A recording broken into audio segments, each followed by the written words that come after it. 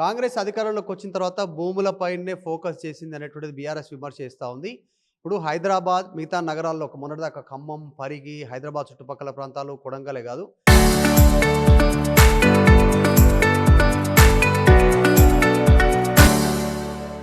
ఇప్పుడు అది ఆదిలాబాద్కు పాకింది. కాకపోతే అక్కడ అధికార పార్టీ బీజేపీతో కుమ్మక్కైంది. బీజేపీ ఎమ్మెల్యే పాయల శంకర్ కబ్జా చేస్తున్నారంటున్నారు. మాజీ మంత్రి జోగురామన్ ఉన్నారు మనతో పాటు. ఇది ఆదిలాబాద్లో ఏం జరుగుతుంది? 300 ఎకరాలు అంటారు, ప్రభుత్వ సహకారం ఉందంటారు, ఏం జరుగుతుంది? ఇప్పుడు ఎమ్మెల్యేగా భారతీయ జనతా పార్టీ గెలిచిన తర్వాత సేమ్ అదే అత్తిఘాట్, గిమ్మాకే, భీంపూర్ మండలాలు అంటే బోరాజు, భీంపూర్ మండలాలు కలిసి మొత్తం 300 ఎకరాల భూమి ఇప్పటికే పాయల్ శంకర్ గారు మరి తక్కువ రేట్లతోటి కొనుక్కొని కొంత బెదిరించి అధికారులను కూడా తనకు అనుకూలంగా ఉన్నటువంటి వ్యక్తుల్ని ఎంఆర్ఓలుగా తదితరులు పెట్టుకొని కాంగ్రెస్ పార్టీ ప్రభుత్వ పెద్దల మద్దతుతో వ్యవహారం జరుగుతూ ఉంది. నేను 170 ఎకరాలు రీసెంట్లీగా పాయల్ శంకర్ గారు బినామీలు ఎవరు, వాళ్ళ కుటుంబ సభ్యులు, కొడుకు కానీ అల్లుడు కానీ ఇట్లా వాళ్ళ రిలేటివ్లలో మొత్తం 170 ఎకరాలు అయితే క్లియర్ కట్గా ఇచ్చిన ఇది నాకు తెలిసింది. ఇంకా 130 ఎకరాలు కూడా కబ్జా చేస్తున్నాడు అనేది పూర్తిగా అనేక సందర్భాల్లో ప్రెస్కి చెప్పి జిల్లా కలెక్టర్ గారికి కూడా ఆదిలాబాద్ ఇచ్చినాం. ఇది టోటల్గా ఎందుకంటే ఇండస్ట్రియల్ పార్క్ పేరుతోటి అంటే వేం నరేందర్ రెడ్డి, సుదర్శన్ రెడ్డి, పాయల్ శంకర్ ముగ్గురు గుట్టు చప్పుడు కాకుండా వాళ్ళ ప్రోగ్రాము ఇండస్ట్రియల్ పార్కుని సర్వే చేస్తాం భూములు ఉన్నాయని చెప్పి రావడం. కానీ ప్రెస్ వాళ్ళకు కూడా రానియలే, ప్రెస్ వాళ్ళకు అనుమతి లేదు, ప్రెస్ వాళ్లకు ఇన్ఫర్మేషన్ లేదు. దానికి జిల్లా కలెక్టర్ వెళ్తాడు, అందరు వెళ్తారు. వాళ్ళు అక్కడ భూములు ఉంటే ఏం చేద్దామనేటటువంటి పెద్ద గద్దలు తీరు వచ్చి దొంగతనంలో చూసిపోయినరు.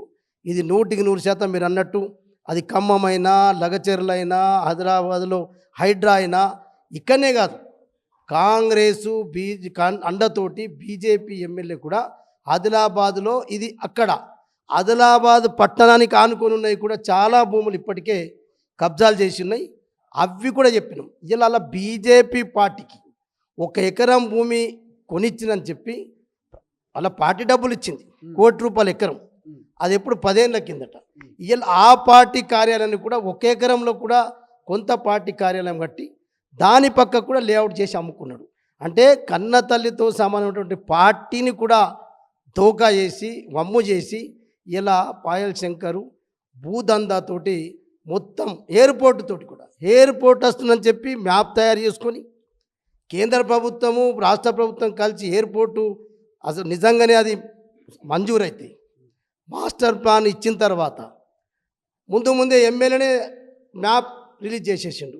ఇగో ఇది ఇట్లా ఈ విలేజ్లకు వస్తుంది, ఈ శివార్లో పోతుందని చెప్పి అక్కడ భూములు అయినాయి, భూములు ఉన్నాయి, కొన్ని భూములను ఇప్పటికే కొనుక్కునేటటువంటి ప్రయత్నం కూడా సాగుతుందని చెప్పి చర్చ జరుగుతుంది. మీరు బీజేపీ కాంగ్రెస్ ఒకటేరని మీరు అంటారు, ఎట్లా ఎందుకు అంటారు? వెనకాల ఏం జరుగుతుంది? మొన్న నిన్న ముఖ్యమంత్రి వచ్చిపోయింది ఆదిలాబాద్ పర్యటన, మీరు చూశారు కదా. అక్కడ కూడా మా పాయల్ శంకర్ అంటాడు, అసెంబ్లీలో కూడా మా పాయల్ శంకర్ చాలా పేదోడు, ఇతడు కాంగ్రెస్ పార్టీ ముఖ్యమంత్రి, అతను బీజేపీ ఎమ్మెల్యే. పాయల్ శంకర్ మంచోడు, చాలా పేదోడు అని చెప్పి స్వయంగా ఒక ముఖ్యమంత్రి అంటున్నా అంటే వీళ్ళిద్దరి లోపాయికారి ఒప్పందం ఏంది అనేది చర్చనీయాంశం మారుతుందా మారదా? అనుమానం వస్తుందా రాదా? ఇది పక్కా కాంగ్రెస్ పార్టీ ముఖ్యమంత్రి, కాంగ్రెస్ పార్టీ ప్రభుత్వం, అక్కడ బీజేపీ ఎమ్మెల్యేకు పూర్తిగా లోపట సంబంధం ఉంది, చీకటి ఒప్పందం ఉంది, లోపాయికారి ఒప్పందం ఉంది. ఎప్పుడైనా నేను మీ కాంగ్రెస్ పార్టీలకు మీకు అవసరం పడితే నేను ఎప్పుడైనా రావడానికి సిద్ధంగా ఉన్నానని చెప్పి అనేక సందర్భాలు అనేక మంత్రులతో కూడా చెప్పిన విషయాలు కూడా మాకు కొంత తెలిసిన విషయం చెప్తున్నాను. మీరు చెప్తున్నటువంటి అలిగేషన్ పాయల శంకర్ పైన 170 ఎకరాలు ఆధారాలు సమర్పించిన అందరికి ఇచ్చిన అంటారు, ఇంకొకటి 130 ఎకరాలు కబ్జా ఇవ్వదు అంటే మొత్తం 300 ఎకరాలు మీరు క్లెయిమ్ చేస్తారు. మేము క్లెయిమ్ చేసేది 300 ఎకరాలు. మీరు అన్నట్టు 170 ఎకరాలు అయితే సర్వే నంబర్లతో సహా ఎవరి పేర్లతో సహా మొన్నదాకా భూమి మీ పేరు ఉంది. ఇప్పుడు డెక్కన్ సిమెంట్ అని చెప్పి వాళ్ళకెందుకు అమ్మకాలు జరిగినాయి, ఇది ఏంది అంటే వాళ్ళు బెంగళూరు కంపెనీలతోటి రకరకాల కంపెనీలతోటి వీళ్ళు అమ్ముకున్నట్టు ఆ కంపెనీ, కానీ ఆ కంపెనీ కూడా వీళ్ళ బినామీ కంపెనీ ఉంటాయి. ఇట్లా అది ఇప్పుడు ఏం చెప్తారంటే ఎక్కడనో దక్కన్ సిమెంట్కు అఫారెస్టేషన్ కింద ఫారెస్ట్లో ఎక్కడన్నా పరిశ్రమ పెడితే ఇక్కడ రాష్ట్ర ప్రభుత్వానికి ఫారెస్ట్కు బదులు ఇక్కడ ఇవ్వచ్చు. కానీ ఇప్పుడు అంతా దందా నడిచేది మాత్రం అర్థమైతలేదు. ఇవన్నీ చాలా తీస్తున్నాం. నాకు పక్కా 300 ఎకరాలు అక్కడ ఆయన అనుకున్నాడు, స్కెచ్ చేసుకున్నాడు.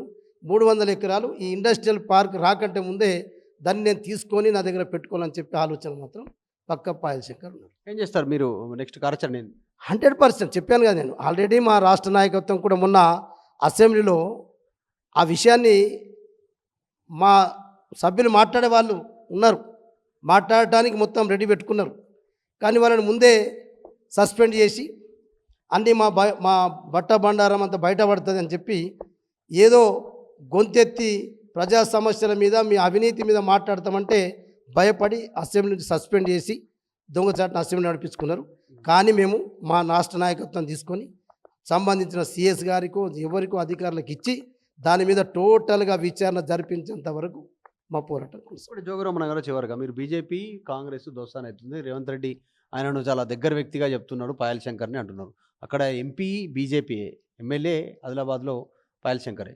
ఇదంతా ఇంత దోస్తాన్ నడుస్తుంటే కాంగ్రెస్ ముఖ్యమంత్రితోటి అధిష్టానానికి తెలియదా? బీజేపీ అధిష్టానానికి తెలుసు.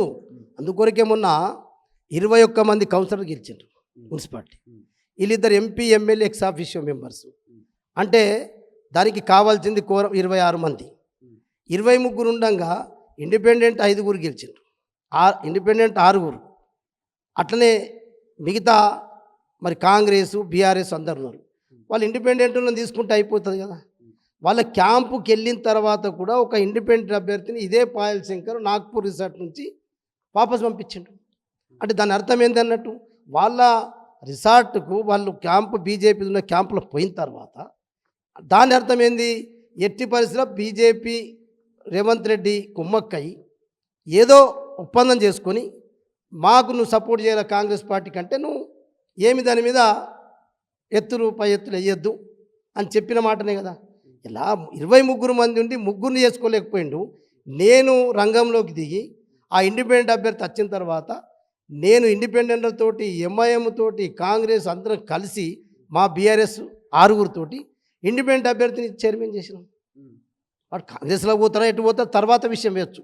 నేను ఇండిపెండెంట్ చేసే పరిస్థితి వచ్చిందంటే 23 మంది ఉన్న తర్వాత 3 చేసుకోలేకపోయిందంటే కాంగ్రెస్ నుంచి ఏదో వార్నింగ్ వచ్చింది. రేవంత్ రెడ్డి గారు ఏదో చెప్పి ఉంటాడు, అరే అక్కడ మా కాంగ్రెస్ పార్టీ గెలవాలా, మా చైర్మన్ కావాలా, నువ్వేం పార్టిసిపేట్ కాదు అని చెప్పిండొచ్చు. లేకుంటే 23 ఉన్నోడు 3 చేసుకోలేకపోతాడా? మేము 4 పార్టీలను ఏకం చేయగలుగుతాం. అతనికి 23 మంది అలా పార్టీ స్ట్రెంత్ ఉండగా 3 చేసుకోలేకపోయినట్టు ఇది కూడా లోపాయికారి ఒప్పందంతో రేవంత్ రెడ్డి గారి మరి వార్నింగ్ తోటి దానికి కాంప్రమైజ్ అని చెప్పి దాన్ని బట్టే ఇలా రేవంత్ రెడ్డి గారికి వేరే లావాదేవీలు ఉన్నాయి కాబట్టి, భూముల ఒప్పందం ఉంది కాబట్టి, హైదరాబాద్లో కూడా భూములు చేసుకొని ఏదో ఉన్నటువంటి లిటిగేషన్ ల్యాండ్ని కూడా చేసుకోవటానికి కొరకు మున్సిపల్ చైర్మన్ని కూడా అలా పార్టీ కౌన్సిలర్ ఇలా చర్చించుకుంటున్నారు. ఈడేం దొంగ ఇంత పెద్ద పార్టీ ఒక ఎమ్మెల్యే 23 గెలిచి అందరికీ హామీలు ఇచ్చి చైర్మన్ వైస్ చైర్మన్ చెప్పి ఇట్లా వదిలేసిండు గాలికి. అంటే ఇదేదో చీకటి ఒప్పందం ఉందని చెప్పి వాళ్ళ పార్టీ వాళ్ళు చర్చించుకుంటారు, వాళ్ళ కార్యకర్తలు చర్చించుకుంటారు. మీరే అంటారు జోగురామన్ గారు, ఆయన పేదోడు అని ముఖ్యమంత్రి రేవంత్ రెడ్డి పాయల్ శంకర్ని అంటున్నాను. మీరు 300 ఎకరాలు ఆధారాలు ఉన్నాయని మీరు అంటున్నారు. ఈ స్టేట్మెంట్కి ఈ జరుగుతున్న పరిణామాలకి ఏమైనా ఉందా? అంటే దీన్ని బట్టి మీరు అర్థం చేసుకోవాలా. అంటే రేవంత్ రెడ్డి గారు సర్టిఫికేట్ ఇస్తే పేదోడు అవుతాడా? పేదోడు కాడు. ఈయనతో 3 సార్లు ఓడిపోయినా కూడా ఆయనకు అక్కడ భూములు ఎన్నో కబ్జాలు చేసినవి ఉన్నాయి అప్పటికి కూడా. కానీ మాకు ఎప్పుడన్నా వాదన చేస్తే, అలిగేషన్ చేస్తే ఆధారాలతో ఉండాలని చెప్పి ఆదిలాబాద్కి వచ్చి అడగండి. What is what Payal Shankar, what is what Jogu Ramanna. Jogu Ramanna ఎటువంటి లిటిగేషన్లలో భూముల పంచాలలో ఎక్కడ కూడా ఎప్పుడు ఇన్ని 4 సార్లు ఎమ్మెల్యే మంత్రి చేసిన వ్యక్తి, ఆయనకు అటువంటిది లేదు. కానీ పాయల్ శంకర్ అంటేనే భూములు కబ్జాలు చేస్తుడు, మంది భూముల్ని కబ్జా కోరా పాయల్ శంకర్ 100% కబ్జా కూర అని చెప్పి ఆదిలాబాద్ జనాలు చెప్తారు, ముక్త కంఠంతో చెప్తారు.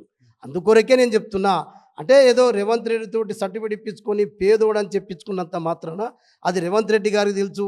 అంటే ఆయనని పేదోడు అంటేనే జనాలు పాపం ఆదిలాబాద్లో నమ్మాలా అని అనుకుంటాడు తప్ప, కానీ రేవంత్ రెడ్డి గారికి పాయల్ శంకర్ గారికి ఏదో చీకటి ఒప్పందం ఉన్నది, దాంతోటే ఆయన వ్యవహారం కొనసాగుతున్నది. ఆయన ఎన్నటికైనా బీజేపీ నమ్ముతలేదు. ఇప్పుడు కాంగ్రెస్ కూడా అది రేవంత్ రెడ్డి నమ్మొచ్చు, కానీ అందరికీ ఈ విషయం తెలియదు కదా. కాబట్టి 100% రేపు రేవంత్ రెడ్డి ఏం చెప్తే అది పాయల్ శంకర్ చేయడానికి సిద్ధంగా ఉంటారు. రైట్. ఆదిలాబాద్లో కూడా అధికార పార్టీతో పాయల్ శంకర్ కబ్జా చేస్తూ ఉన్నారు. కబ్జా కోరుగా మారిపోయినటువంటి పరిస్థితి, పేదల భూములను కొట్టేసే ప్రయత్నం చేస్తున్నారు. 300 ఎకరాలు కబ్జా చేస్తూ ఉన్నాడు. ఇప్పటికే 170 ఎకరాలకు సంబంధించిన ఆధారాలు సమర్పించడం విత్ సర్వే నెంబర్లతో సహా డీటెయిల్స్ ఉన్నాయి. దీంట్లో ముఖ్యమంత్రి పాయల్ శంకర్ చీకటి ఒప్పందం వల్ల ఈరోజు పేటరేగిపోతూ ఉన్నాడు. పాయల్ శంకర్ కబ్జా చేస్తూ ఉన్నాడు. ఒక ఇండస్ట్రియల్ పార్క్ అని ఈ రకంగా ఒక కుట్ర జరుగుతూ ఉంది. వీటికి సంబంధించిన ఆధారాలన్నీ కూడా ఎయిర్పోర్ట్కి సంబంధించిన విషయంలో వస్తుంది. ఈ ఇండస్ట్రియల్ పార్క్ అని చెప్పి మోసం చేసే ప్రయత్నం చేస్తారు. త్వరలో వీటన్ని ఆధారాలు బయట పెడతాం. ఆదిలాబాద్ ప్రజలన్నీ గమనిస్తున్నారు. జోగు రామన్న అయింది, పాయల శంకర్ అయింది. ఆయన 3 సార్లు ఓడిపోవచ్చు, కానీ ఎన్ని భూములు కబ్జా పెట్టాడో ఆదిలాబాద్ ప్రజలకు తెలిసి అంటున్నాడు జోగు రామన్న. వీడియో జర్నలిస్ట్ జాఫర్తో మధు మల్కేడ్కర్, హైదరాబాద్.